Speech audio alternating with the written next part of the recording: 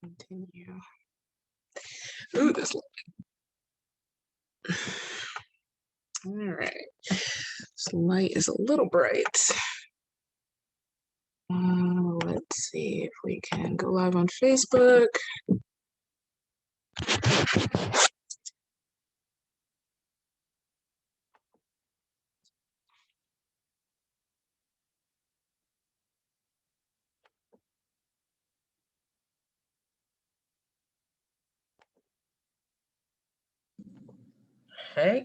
Hey, sorry, I'm trying to get this thing going with Facebook right now, so if y'all see me looking crazy. Welcome. I haven't done this in forever, so. I know, I feel like we haven't done this. Lord knows. Hey, Monica. Welcome, Monica made it. Monica skipped the gym. I'm so proud of you. Thank you for doing so. All right. Let's see. Says the fitness nerd over there. 1,000 workouts today. I was like, I saw that. I was like, I gotta catch up. It's all them hardcore on the floor. Yeah, I'm not at a. It's like four a day. So I haven't done a full set yet. I'm slowly working my way up to it. All right, I think it's live on the page. Looks like it. Okay, that was just kind of different how it asked me to do that. All right, let me see if I can let more people into this waiting room. Participants, view, admit. Okay. I was smart enough not to put the info on Twitter again like I did the last time because that was interesting. All them spammers that came. Right. I'm like a nervous wreck right now because Tenley is at a tryout. So it's weird for me not to be there, her softball advisor. My mom is there though, so I'm like, oh, she's doing good so far. I was up there till like 6:30 and I was like, okay, I need to go home now so I can make this chat, but yeah. We'll give it a couple minutes for Tia to get here and everybody to get here. I did the audiobook because I was like, I read nothing on vacation. Like I literally did nothing. Yeah, that's good. Normally I read, but yeah, didn't happen that way. Oh, here comes Tia. With me last week and I read one. That's still better than what I did. Hi, Tia. Hi. Welcome. Thank you. How are you? I'm doing well. This is trying to knock off the rust here because this is my first chat. When's the last chat that we did? April, guys? I don't even know. Yeah, somewhere I can't even call it. Yeah, I think April was the last one, and then May I canceled. So we're trying to knock the rust off of. It's been a minute. Been taking a little hiatus and getting back to it. Super excited to have you here. We can go ahead and get started and let everybody know, of course. We are talking about Tia's book, 7 Days in June, which was phenomenal. 5-star read for me. I was just thinking about this today. We don't repeat many authors, but I think you're the second author that we've read a second book by. So that was really cool. Really? The Perfect Kind was everything. Like, and I tell you, I fell in love with that book.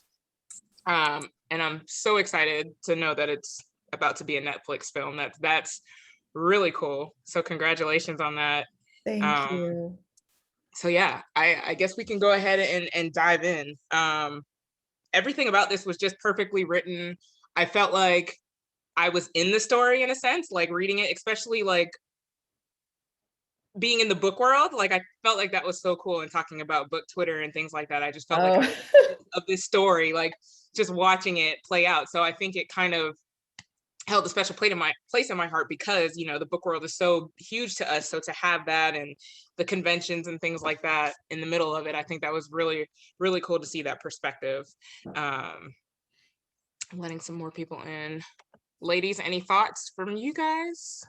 No, I agreed. I kept trying to think, okay, what other authors out there writing to each other?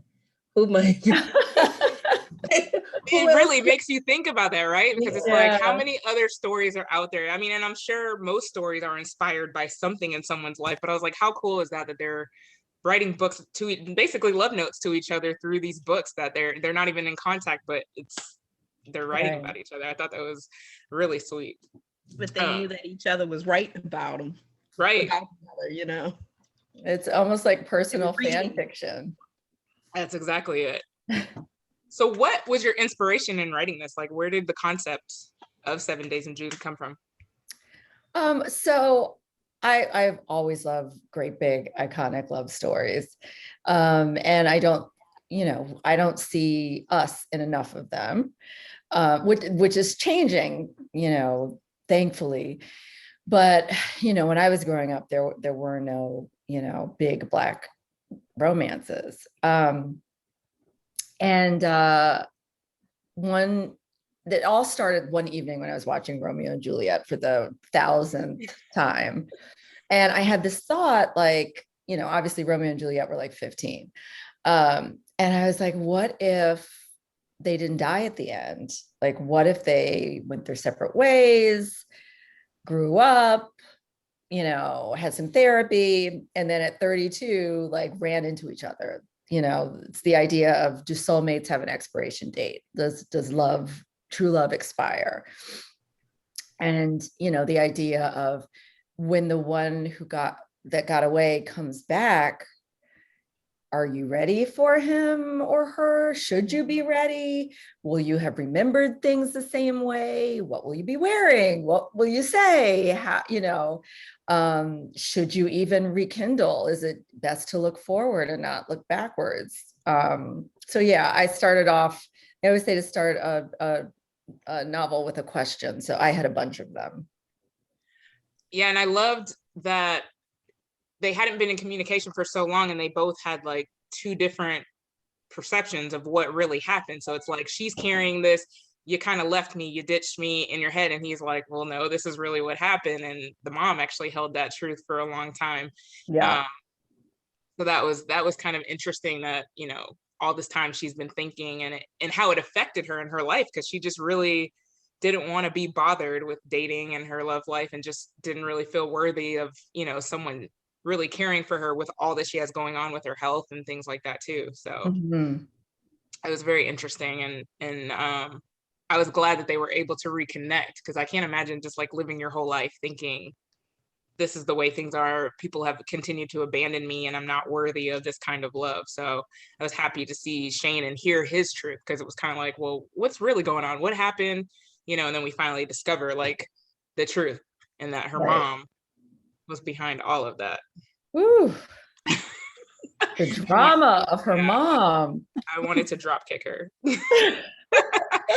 I was like, oh, your poor daughter, like, you just let her believe that he left, and meanwhile you sent him to jail because you thought one thing. But yeah, which on the other hand, I'm definitely no Lizette apologist, but it's not so black and white. I mean, if you showed up in some house on Wisconsin Avenue and saw your teenage daughter in a room like that with this guy, and you hadn't been paying enough attention to her to know that she was troubled before, right. You're going to blame it on him and freak out, and she's been gone for a week, So working with the limited capacity that Lizette had, it made sense that she sent him to jail, Right. That's very true. Yeah, because the mom was completely oblivious to it. I mean, she was living her own life and doing her own thing, so it was kind of, didn't really know what was going on. Yeah. I think if I could chime in, one of the things for me that made the story so beautiful was all of the different layers of love that are playing out, and how continuity looks different for each pair, whether it's mother to daughter or lover to lover. I feel like underlying all of the stories was reconciliation. Like, how do we get on the same page and move forward, no matter where we've been, no matter how we got here. So I just appreciate it. I wanted to say thank you. This is one of my first times joining you guys, but it was a beautiful story. I appreciate it. Thank you. And I had someone in another book club say something about, it was nice to see, or it was like cathartic or satisfying to see Eva and Lizette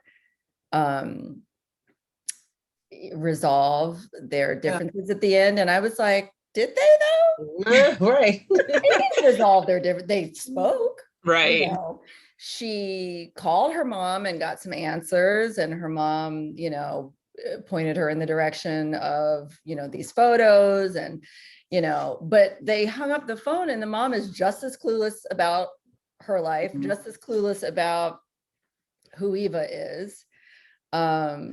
You know, there's a moment where Eva says, "You don't understand a single thing that's happened to you, do you?"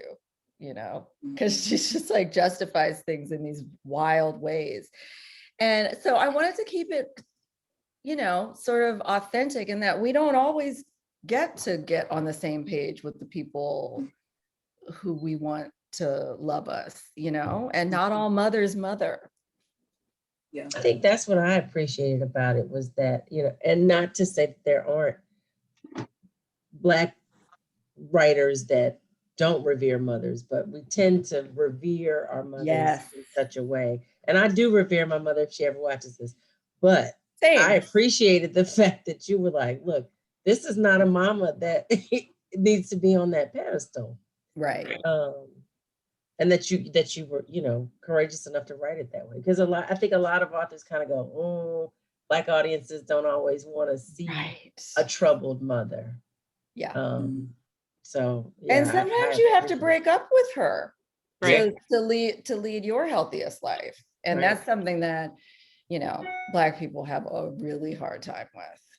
You know, you keep these dysfunctional moms and dads, you know, around because that's what we do in our community, but sometimes that's not as, you know, the best thing for us.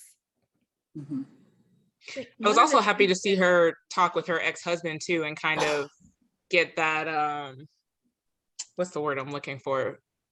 But he the reassurance that she needed, that like, you weren't the problem, I just wasn't ready for that. You know, she thought she was problematic, and again, why people keep leaving her because of her health issues and things like that. So I was kind of glad that she got to have that conversation with him, because I think that's part of her healing, you know, and in order to move forward with Shane, like, she needed to have those conversations and know, like, I am capable of being loved, and the right person can love me, and it's not, you know, sometimes timing is just, it's the wrong time. Yeah, absolutely. And I also wanted to show that, like, divorce isn't always the big problem. Sometimes it was the great thing. Like, sometimes it's the thing that liberates you. I'm divorced from my daughter's dad. Me too. Yeah, but it didn't ruin my life. It made the best sense for both of us completely. Right.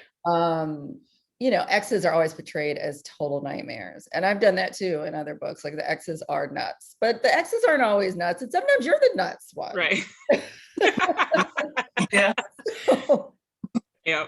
It's a beautiful part of our journey. And I think that makes me who I am today. Like, without being divorced, this book club wouldn't exist. Like, there's so much about me, and I'm so independent now that I know if I was still married today, like, I would not be the person that I am today. And, you know, it can evolve. It comes full circle. Like, believe it or not, I just went on a vacation for the first time with my ex-husband in 9 years with our twins. So it was like, and we got along great. Like, it was just weird, but it's like, I'm happy that we were able to come full circle to that place where we can be friends and do things like that for our kids, and you know, growth. I'll say that much. Major. Some comments that we have in the chat said the story felt so real, like it was a memoir, not fiction. And then so true with all the misunderstandings and lack of communication. I guess that was to one of our comments, but yeah, it did feel so lifelike. Like I mentioned earlier, like, I felt like I was in the middle of the book, just watching, like a friend, just watching what was happening. Felt like a little Cece trying to scheme and get people back together and whatnot. I loved her character, because she could see through what was happening. She's like, listen, y'all might not see it, but I'm gonna force you to get it together. And I loved her for that. We all need friends like that. I was gonna say, everybody needs a CC. Yes, have your back and wish you well and see what's best for you, and kind of just push you to make it happen, because those two were just in denial about what was really there, trying to play like those feelings weren't still there. It's like they were unresolved, and that passion was still there. And I love that. Well, sometimes, you know, it's that whole thing of you may give other people incredible advice, but you can't see, you know, your own stuff clearly at all, ever. It takes someone from the outside. And Audrey kind of played that role too, as the one with sense in the room. Yeah, she was the mature one. I was surprised at how mature she was for her age. She just could see through everything. Mm-hmm. Yeah, I loved her Which character. was nice.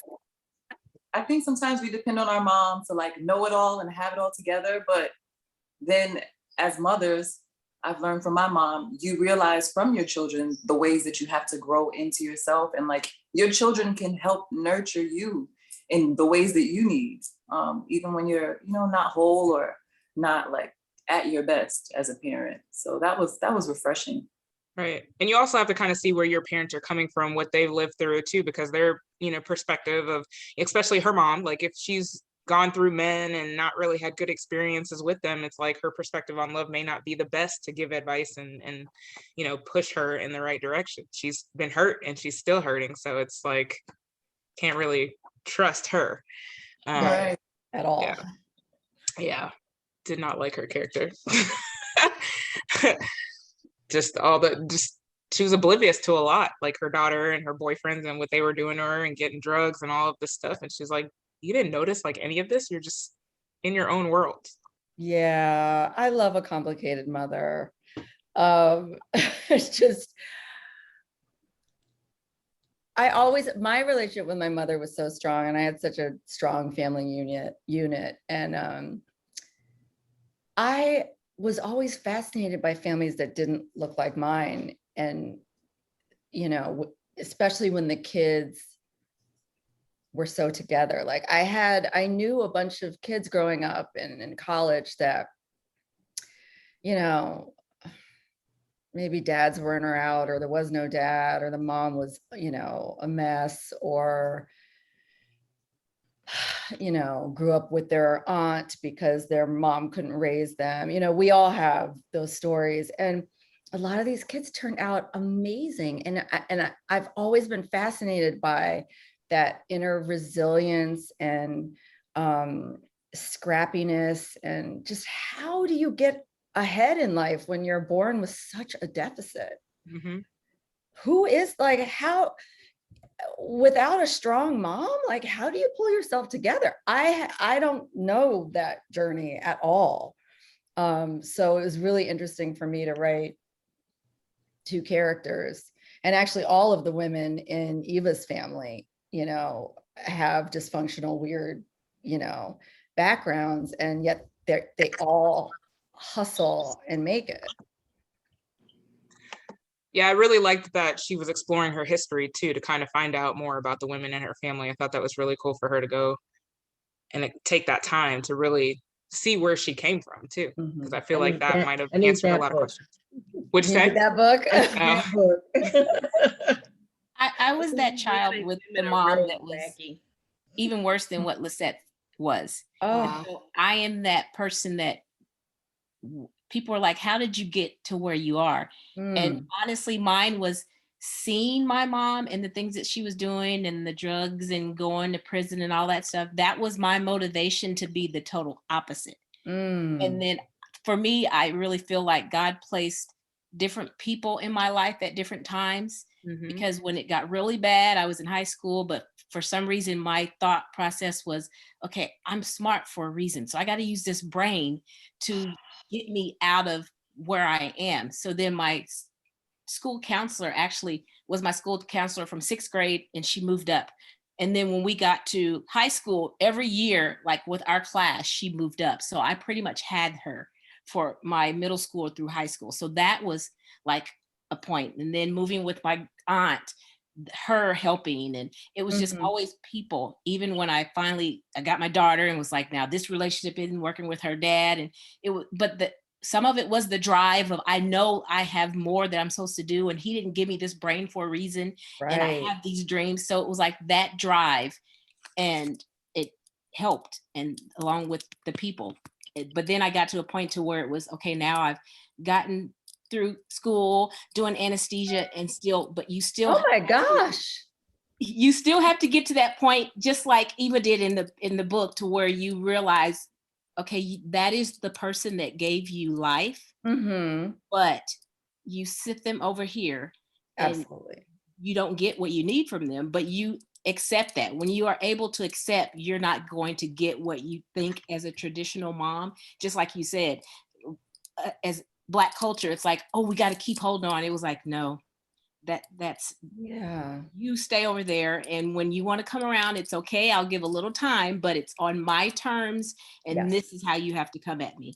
So it's, you have to make your boundaries for yourself and accept that you're not going to get what you need from that person. And the emotional health that it takes to do that, I mean, it's unfathomable, your strength, and to, you know, to put up that boundary and set it and keep it is, I mean, run for president, ma'am.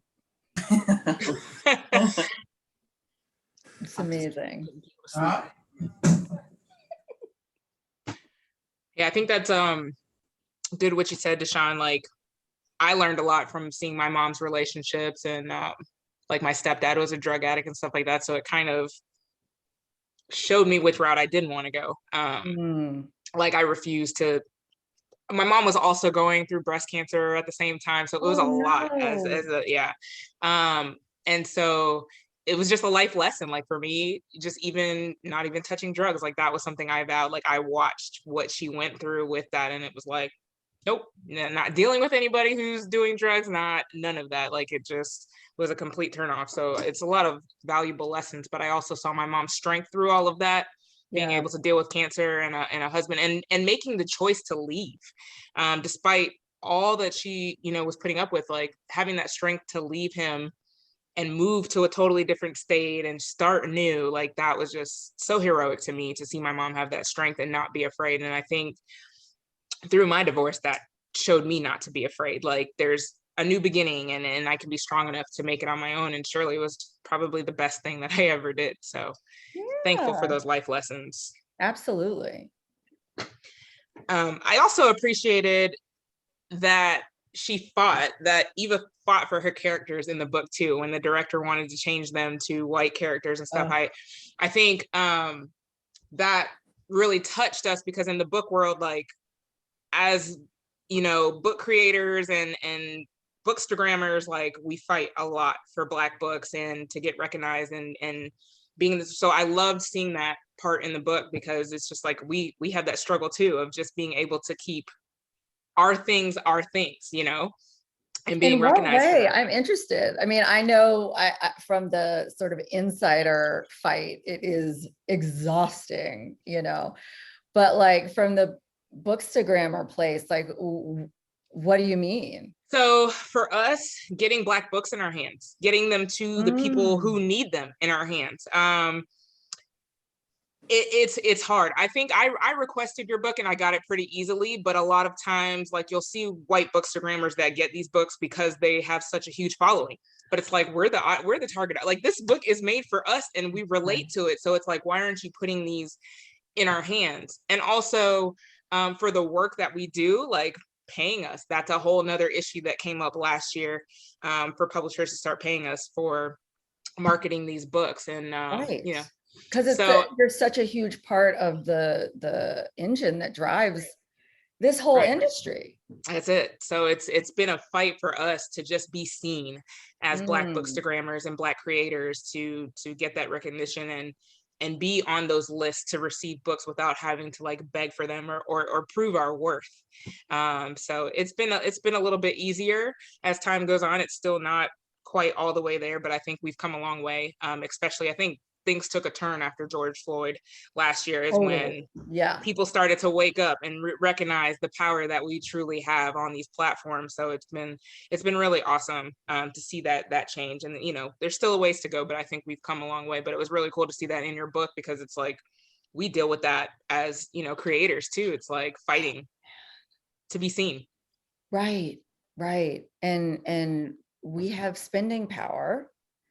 I mean, it just doesn't make any sense. Like, why? And my day job is working in beauty. So I'm a executive copywriter at Estee Lauder Brands, and Estee Lauder owns MAC, Origins, Bobbi Brown. What am I missing? So much. Smashbox, Clinique. Tom Ford Beauty, tons. Wow, yeah.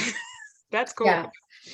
Yeah, it's a massive brand. Estee Lauder itself, the actual brand it owns, and it's a fight there too. Like if you look at the numbers, like, and you know, this is a business. This is a massive global company. You think that the numbers would move them? Like Black and Latinx women spend all their money at Sephora. You may not own your home, right? But you have this vanity set up, mm-hmm. and you have your MAC Ruby Woo lipstick, you know, yes. And your Estee Lauder Advanced Night Repair Serum. Like we care about these things, and we're so invested in, you know, our beauty and our hair, and you know, and it also has political implications for us. And it's exactly what you're saying. Like despite how obvious the need to take us seriously is, they still won't do it. Right. It takes so much. It took George Floyd, for just like you're saying, for all these brands to be like, oh yeah, let's get some Black models. Representation, yeah, that's it. Now let's make some darker foundation and let's show it on Instagram instead of just like stocking it at the Atlanta malls. Right. That's it. It was like this whole movement that George Floyd started across so many platforms and so many different things, sports, books, whatever. It like our following, a lot of us I probably gained about 10,000 followers just in a couple of months, just from that movement of people, you know, trying to be woke, you know, but it's like how many of them actually participate on a day-to-day basis, you know? So it's very interesting to see, but it definitely helped to get us some recognition, to be seen by these publishers. So there was a book, here's an example, Renee, there was a book that you posted, and I can't remember what the book is, but it's a novel that is near and dear to us as a Black culture. Mm-hmm. And they put it on the Today Show with Bush's daughter. I'm sorry, I don't know her name. Oh, Jenna. Yeah. What is that book? Like it's the Bluest Eye. And it's like, the Bluest Eye. Toni Morrison, that's right. Yes. And it's like, okay, but we've been reading the book, and millions of us have bought the book. I can't remember the book, but it's like, oh, but now it's going to be big because, oh, now they've given it to her and she put her sticker on there. And I was upset. It was, the Bluest Eye on there. You've defiled the book, but okay. Yes. Yeah, that was a huge fight. Putting that, we just felt like it was such a disrespect to Toni Morrison. Like, yes, you putting this white woman sticker on her book. Right. Like, yeah, I felt some type of way about that. And we had actually read that as a book club before that ever even happened. But yeah, it was shocking. I don't know how appropriate that is. Right. The suggestion that a Bush has discovered Toni Morrison. Like, absolutely. Like, she doesn't need your stamp of approval on her book. She was already great before you did that. So it was just kind of, she doesn't need anything. She's canon. Like what they should have done was, you know, shine a light on a new Black author that they think is fantastic that we all need to know about. Like going back and being like, hey, Toni Morrison, like this will help with your sales. It's just he said she's probably turning in her grave right now, seeing this sticker being put on her book. And I don't even know what the resolution was, if they ended up I think they left it. No, I think they left it on. But like you said, somebody said discovered. I think you said discovered Toni Morrison. It was the same, Renee, with Peloton, and folks were mad that Peloton didn't do a 4th of July ride. and somebody's comment was, how dare they not honor the discovery of America? And I'm like, are you that cool? I'm like, it see me being a Pelotoner over 5 years, I was like, okay, you need to go sit in the corner. And that's what somebody was like, okay, first of all, how do you discover something that has been around for thousands of years? Right. So we're here when you got here. Same with Toni. We have been standing and revering and glorifying Toni. We don't need a sticker. They were upset that they did celebration rides for Juneteenth, but they hated that. The context. Oh, I missed this Peloton scandal. Yeah. Do you have one? I don't have one. I was about to say, we're about to add you on there.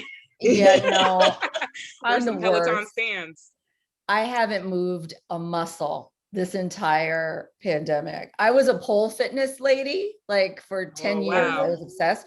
And my studio closed indefinitely. And I listen, I don't think I would have a problem like having one of those retractable poles in my home. Yeah. But I think my daughter's dad, who is a very conservative, not conservative, he's not Republican, but he's like a, Catholic. I was thinking, oh, he's Republican. God, no. But I think that he would not love like a pole around his 12-year-old daughter. So Yeah. Feel some type of way about that. some type of way. Yeah, those people in those Peloton groups, that's why I can't do like the official Peloton page, because all they do is complain about everything. It's like, even if it's a black artist, like they have artist series and they do like a Migos ride or something like that, and they're like, oh, what about, Garth Brooks? Like, why can't we have, it's just like, seriously, chill out. Like, there's Britney Spears, go do something else. Like, it's a complaint about everything. Anything that has to do with Black people, uplifting Black people, and because Peloton is huge on that. Like, they're all about uplifting, from their instructors to their classes. Like, they uplift the Black community, and I love them for that, which is a major reason why I invested in one. But it's always complaints, and it's everywhere. The book world, it's never good enough. It's exhausting. I think that's one of the reasons why, like, Renee, you've created this space for us to share space and like have commonality without fighting to be seen. Like, we can appreciate that we are seen because of works like 7 Days in June, The Perfect Vine, where we're just seen, like we're centered, and that conversation is not even a part of what matters, when you're sharing space, because it's like, we can just be at this point, we can do, like, thrive, we can flourish without fighting, to be seen by a person who like truly doesn't recognize us in the most humane and important ways. And doesn't want to. So there's no point in engaging in that conversation. Exactly. Which is something I really struggle with, because my natural inclination is to fight in the comments section. Yeah. And it's so bad to do. It's like nobody wins, girl. Like, log off and go outside. It's terrible. And some of the comments, like, I'm very lucky with 7 Days in June. I feel like readers have been really complimentary, and they really like it. I'm very excited and humbled by it. But there's some Karens. Yeah. There are some Karens, and the things that I had to stop reading the Amazon reviews. Like, there'll be things like, this was really cute, until this author started taking pot shots at my country. Pot shots at my country. Like, wow. Mine, not yours. Right. Like, or the ours. suggestion there is loud and clear. Or like, this could have been like, I'm giving it 3 stars, but I wanted to give it 5 because this author wanted to talk about race all the time. And it's like, why does it always have to be a Black thing? Or this author used the N-word, and it just, I had to knock off some stars for that. It made me uncomfortable. So dramatic. Right? This is our life, though. Like, this is our experience. You can't knock what happens to us. Like, and how did they rate Mark Twain? Exactly. Yeah. Which is unedited to this day. And that's how they talked back then. It's the idea of, and I was, Jasmine Guillory and I have had this conversation because they come for her too. It's like, I would like to participate in Black stuff, but I need for you to make it palatable for me. I need to feel comfortable in this story. And I need to see your effort in trying to make me feel comfortable. It's just wild, because I don't expect any art to try to make me feel comfortable. right. And if we did, as Black women, we'd hardly take in any media, because who's trying to make us feel seen and heard and loved and cozy? And the point of it is, if you don't feel comfortable, there is more out there for you to choose. Exactly. That's it. Exactly. You don't have to down the thing that made you uncomfortable. You just go pick something that does make you comfortable. That's all. Yeah. If you don't relate to something, don't down it. Don't. Right. Correct. Somebody did that on Bookstagram. Her name was Jenna, but she wrote about Toni Morrison's The Bluest Eye and how she had to stop reading it because it was so uncomfortable for her. And like everybody went in on her. Like, this is our experience. Like, you can't downplay what has happened to Black people. And it was just, she learned a lesson that day because everybody. And it's also, that story is not really meant to be comfortable. Like, you know, it's a hard tale. Like it's a tough piece of our lives to confront. And if you feel weird about it, you need to unpack it. Right. A lot. Absolutely. So I do want to know, with any of your books, is there a possibility for a sequel to come with any of these? So my agent, after I wrote my first book, The Axel Diva, because this happens anytime you write a book that people really relate to, like, oh, it's a sequel. We want more. All the time then. It what? It happens to you all the time then, because every book of yours is like, oh, I want more.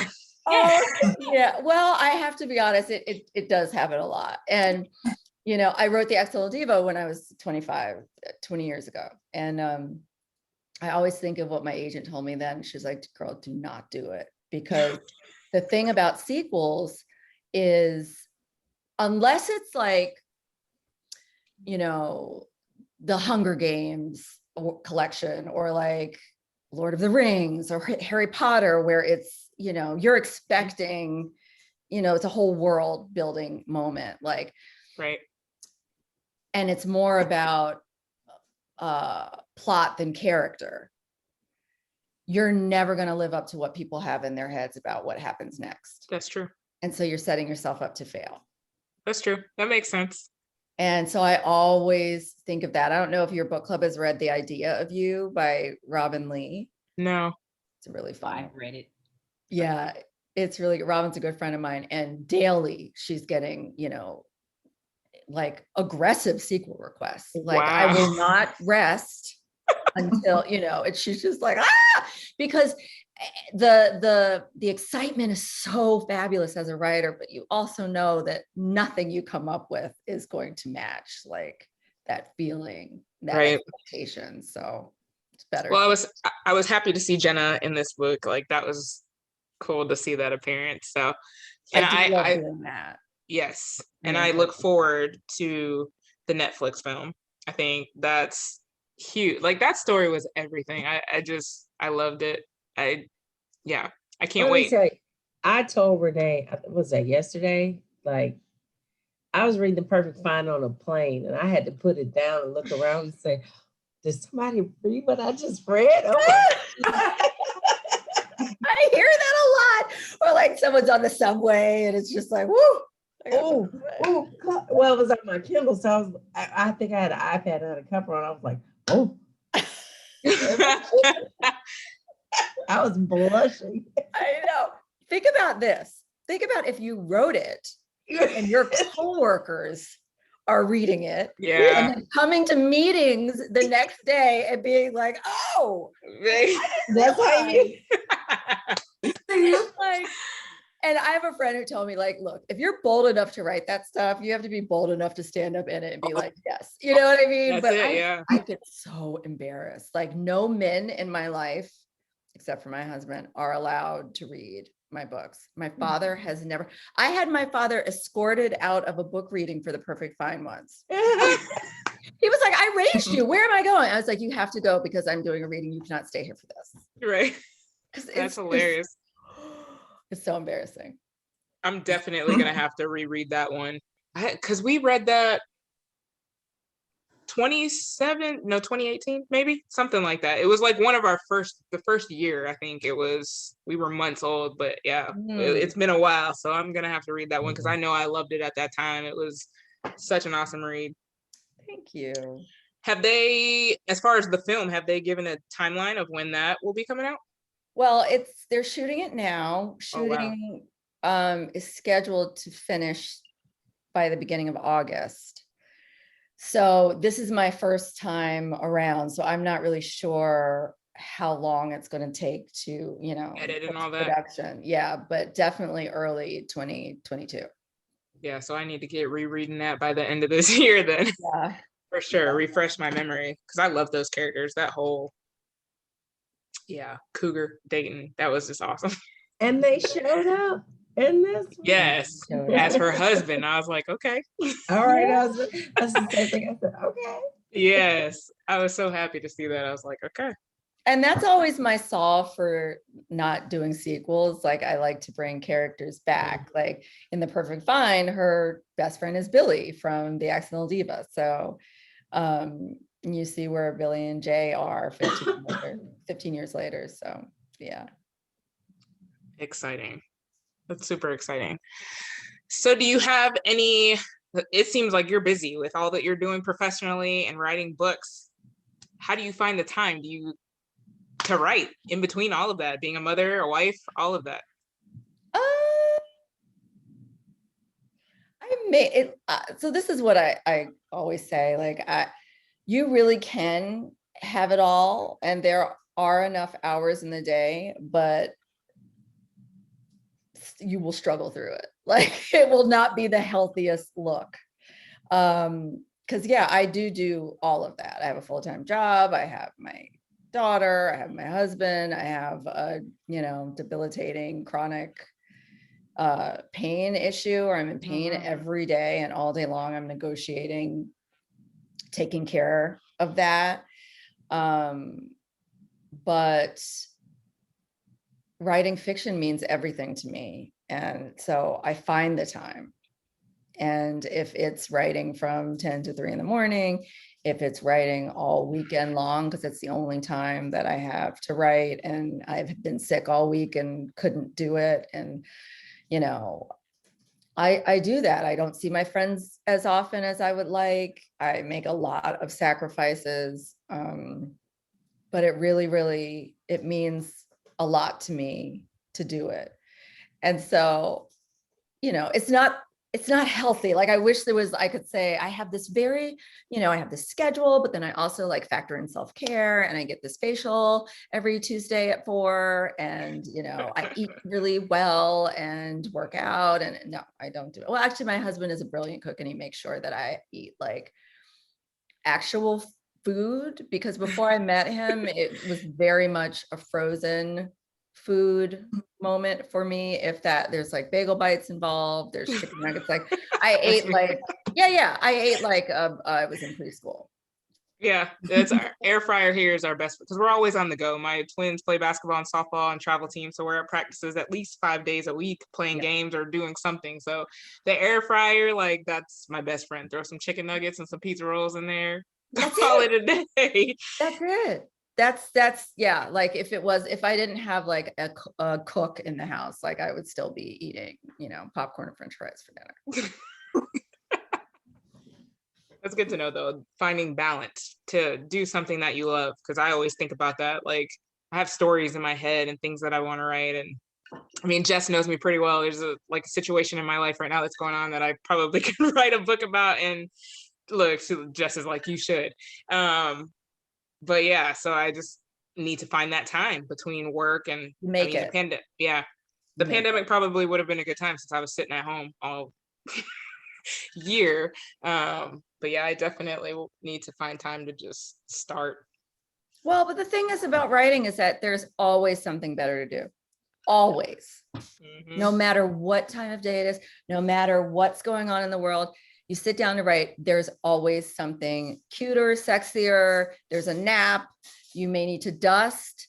You have to watch Real Housewives of Potomac.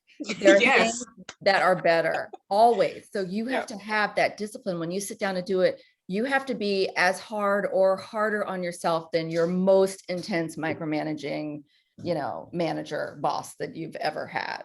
Yeah. And that, for a lot of people, that discipline is hard. The self-discipline is a really hard practice for some people. That's my fight. So much of it.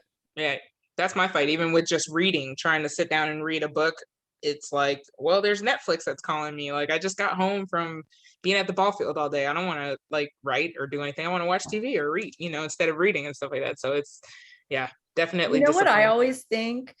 I don't remember what. So I wrote a YA series, It Chicks, and it was like, when was this? It was before Lena was. It was like 2005, 2006, and it was right when reality shows were like hitting their zenith. Like directors and producers had figured out a formula that was drawing us in, and we were all watching Laguna Beach or Yes. America's Next Top Model, Survivor, like all these early what's the one, Jersey Shore, like these Yes. nonsense shows that just sucked you. If you watched one episode, you were in for 15. And they would do those marathons back then. And so I would just be like, I'm just going to watch one episode of The Hills. Like, let's just, just to like level set and like get like a palate cleanser. And I would look up and it would be like 10 p.m. And I would have seen LC's entire, season of shenanigans.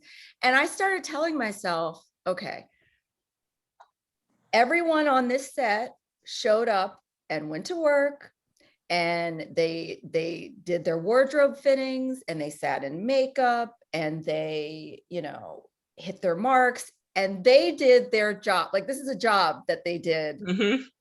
I'm not doing my job. So I'm watching people doing, what they were being paid to do while I'm sitting on my ass. Yep. And I'm not going to let LC win. I have to get to work. You know what I mean?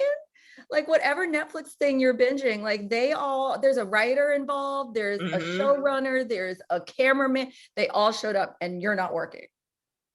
That's hilarious. I have every season. Sorry, go ahead. What about watching the shows like one episode as a reward for doing your work? What if it's a treat? That's different. A reward is beautiful. That's a beautiful thing.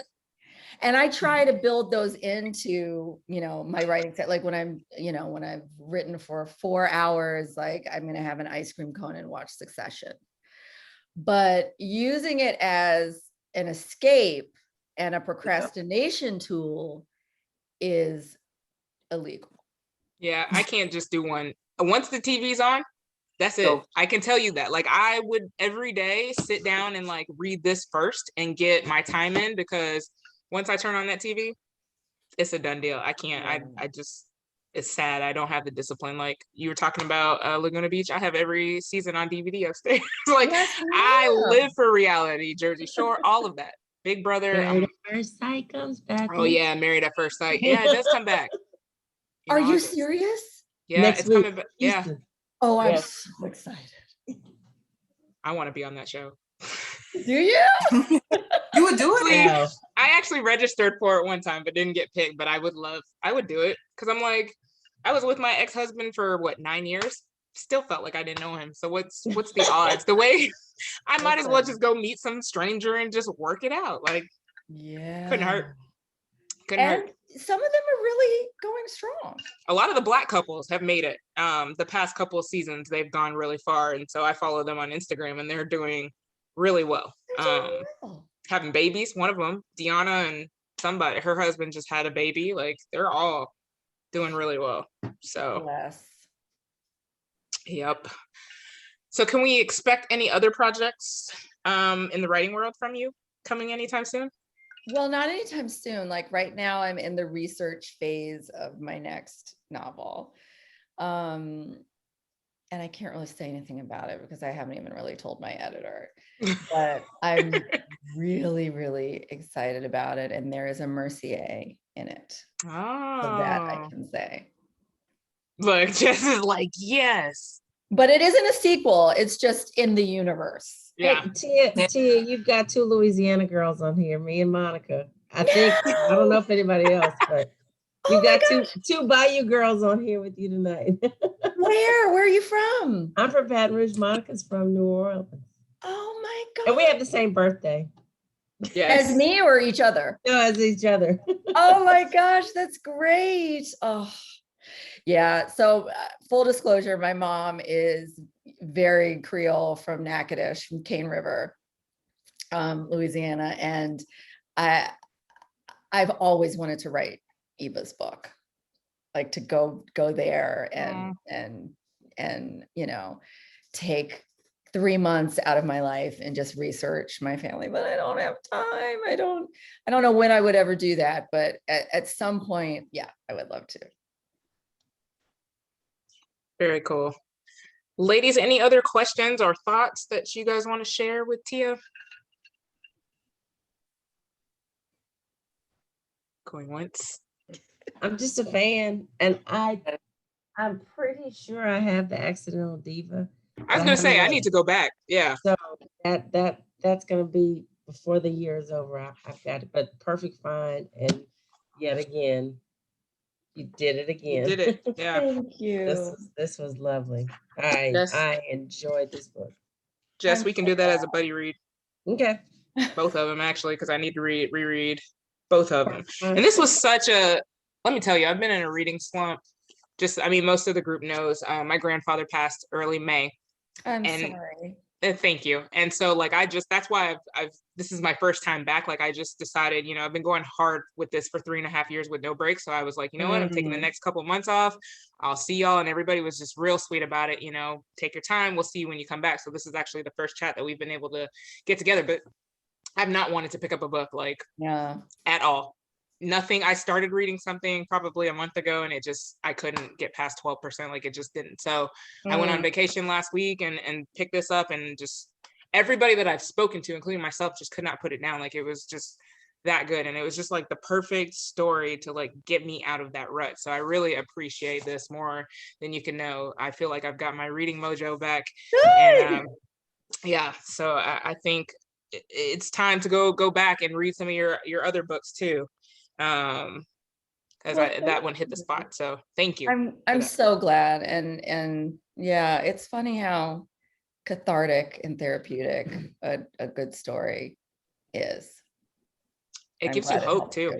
Such a good romance story. It's like, it gives you hope that things will get better, especially as being a single woman. It's like the dating world out here is crazy. Let me tell you, when I started writing, look, I'm not spiritual. I'm very, you know, black and white when it comes to my life. I love it for other people. Right. And I love hearing about my friends, you know, spiritual practices, but that's just not really me.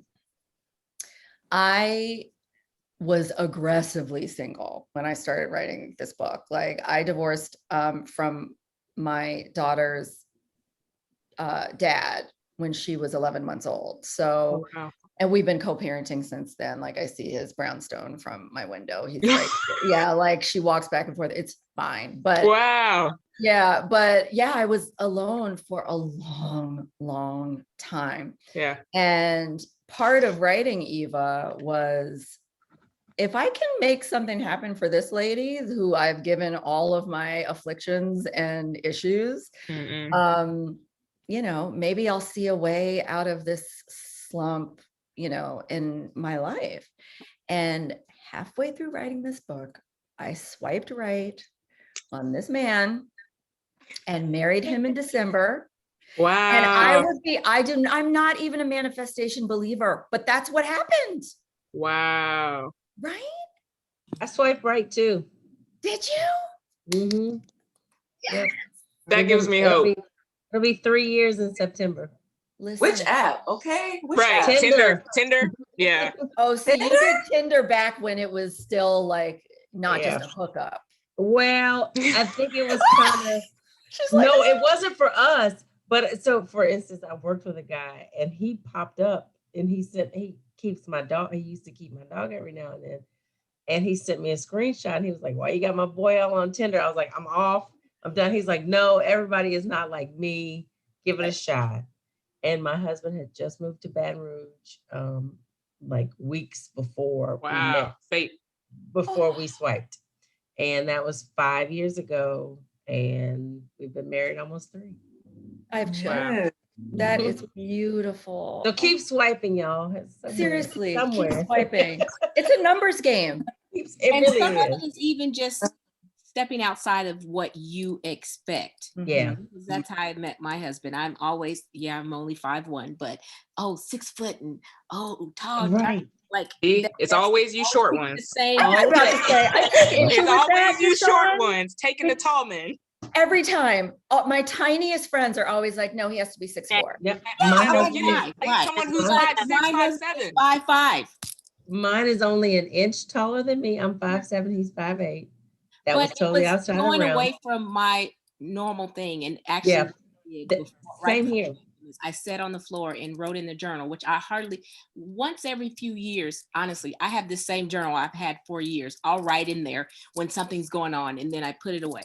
And then I'll pull it out again because I have things going on. And so I wrote in there just what I wanted. I wanted a man to be able to love me for me, because it seems like in all the relationships, guys struggle with allowing me to be me. So I was always dampening myself. And it's like, just love me for me, and to be secure in himself, attentive. It was like not a big list, but things that were important. Being attentive was important. And here comes this guy, and it's like, I would never have looked at him, but then it was like, and it just popped up when I saw him. Maybe God made you short for this guy. I kid you not. And it was like, well, give him a try. And it's like, okay, look at here. He's the one. Yeah, save us the tall ones. I'm 5'9" and a half. We need the tall ones. I threw him back out there at y'all. I threw him back out.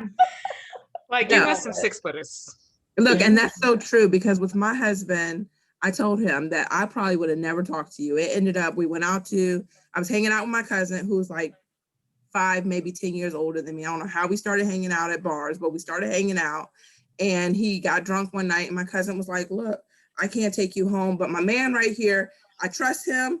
I'll let him take you home. And he was like, no, I truly trust him. Believe me, because my uncle's not going to kill me, because I wouldn't let you go home with nobody else, because we went out one other time, and it was a guy that was trying to hit on me, and we were dancing. I was like, yeah, never mind, cuz I'm going to ride home with him. He said, oh, no, you're not. No, you're not. Donnie's not going to kill me. You came out with me. You're going home with me. I was like, oh, I'm 20-something years old. You can't tell. He said, no. You go wait in the car for me, because you ain't going nowhere else. And so when he told me, hey, I trust him, go ahead. And my husband and I hit it off. But one thing was, I said I would never marry a bald man. My husband's bald. I was never going to marry a big guy. He's a big guy. I had a couple of criteria that I said I would never do. But when we got to talking on the ride home, we kind of felt the same way, how we wanted to raise our children, different things like that. And we just hit it off, and it'll be 16 years this year. Wow. For our anniversary. Congratulations. Amen. And I am spoiled to death. I mean, we try to tell the kids, hey, I say, you can't get nobody like your dad, but you want somebody close to your dad. Because he cooks, he does everything. He treats me like a queen, and I could ask for nothing better. So Yeah. Yeah, let go of those things, yeah. Because even my husband, he's not quite an Eric. He's 3 years younger than me. But when I saw it pop, I was 35, he was 32, and I was like, I don't know. Right. I said, well, okay. Right. Well, okay. Okay. Yeah, you have to think outside of what You you do. think you want. Yeah. It's hard. Very My hard. husband is Danish. Wow. Really? Yeah, from Denmark. And it's Wow. like, oh, this is why it took me forever. You weren't in this country. You weren't. Right. I needed you to get over here. On the way. Wow. That's hilarious. Allison did type one question. She said, is there any film/TV news about 7 Days in June? Yes, so it was picked up for a TV series. Wow. Yeah, by Will Packer Productions. Oh, I love Yeah, him. yeah, who we love. So yeah, I'm really excited. Congratulations. Thank you. That's But nothing has awesome. started yet, so there's no casting or anything. Like, it's at the very beginning. So stay tuned. As long Do as they you- don't make them white. Oh, Right. Monica, I promise. Right. We need all the Black love we can get up in here. Yes. Keep it original to the book. That's awesome. Any other comments, questions from you ladies? Oh, Allison, we don't know what streaming service yet. So that's the next step in production. They take it to different, what do you call it? Platforms. Yeah, platforms. Yeah, to make the deal. Yeah. That's awesome. Good news. Well, congratulations on all of that. Thank you so much for joining us. This was awesome. Again, we all loved this book, and we're excited that good things are happening with these books. We want to see more. So I'm excited, especially to see The Perfect Find. I think I fell in love with that. So Watch party. yeah, Yes. that's actually a good idea. We need to do that. We did it once for something else. We'll do that. We'll set a watch party. I'll do that again so we can all watch it together. And I don't know if y'all know that Tia has a group, The Perfect Find, if y'all aren't in there. Oh yeah, that's right. Yeah. Yeah, I was like, when we read it last time, I think a bunch of us got added in there, but if y'all aren't in there, that's another one to On Facebook? yeah, on Facebook. yeah, Oh. it's called The Perfect Find. Yeah, it's in there. So Tia will pop in there every once in a while and yep, chat with us and stuff. So I think, once that Netflix comes out, the film, that probably would be a space that people might start chatting again in there. So Definitely. Well, thank you so much for joining us. I had a ball. I Yes. really, all of your feedback, it's why I write. So, to touch you guys and give you like the gift of fabulous Black love. Yes, we appreciate it. Keep bringing it on. We love it. Okay. Have a good Thanks so much. evening. Y'all have a great night. Bye-bye. Thank you. All right. Thank you. All right. Thank you.